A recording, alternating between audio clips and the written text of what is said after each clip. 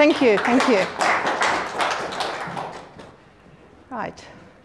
Success and the road to success is paved with many, many enemies, many roadblocks, many slamming doors, many people who don't want to know you. It is a difficult and hard road. And for some people, that road is even harder through the circumstance of their birth. It reminds me of a story of a young boy. When he was born, his mother had a very difficult and complicated birth. When he was born, they found that nerves had been severed in his face. So he had a very saggy face. He couldn't move half of his body. His mouth was numb, his tongue was numb. And when he went to school, kids used to make fun of him. They'd say, "Oh, Frankenstein, oh, ugly head." And this little boy, he would climb under his bed and he would try and hide so he didn't have to go to school and he didn't have to face his tormentors. But as he got older and during the holidays, he made some friends and he started going to the gym. And it's not that he became Arnold Schwarzenegger, but he gained confidence through hanging out with these people. So he was determined he was going to go to school and he would just face them for who he was and he would finish school.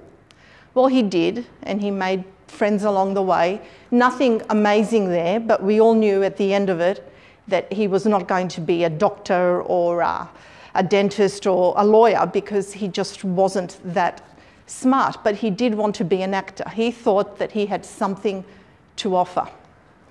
So he packed his bag, he took his best friend, his dog, and he went to Hollywood. And he went to auditions. He went to dozens and dozens and dozens of auditions. And he would walk on and he would start to speak and he'd get one or two lines out of his mouth and they would say, "Thank you for coming. We'll call you if we need you." Of course, nobody did. He never got a call back, but he kept on going and going and going. And he was doing all sorts of jobs to try and feed himself.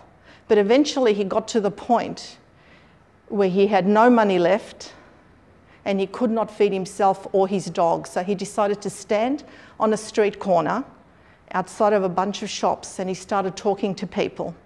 And when a really nice man came along, they were having a chat, the man liked his dog and he offered to sell his dog to give him an opportunity at least to live and be fed rather than drop him off at the pound. So he sold his dog for $25. And at least he felt that he had done the right thing by his best friend. So of course, with no money and no prospects and $25, he went to a bar. He went to the bar, as you would, and he's having a drink and he's feeling a little bit depressed. And on the TV screen, they were showing a boxing match, and he was Muhammad Ali, one of Muhammad Ali's title fights. And it just created some sort of idea in this guy. So he went away and he started writing.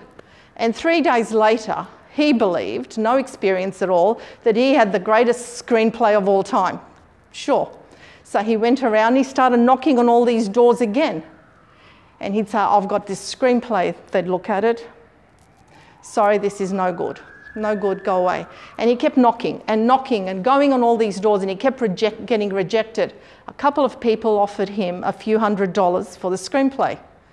But when he said, "No, I want to star in the movie," they said, no, forget it.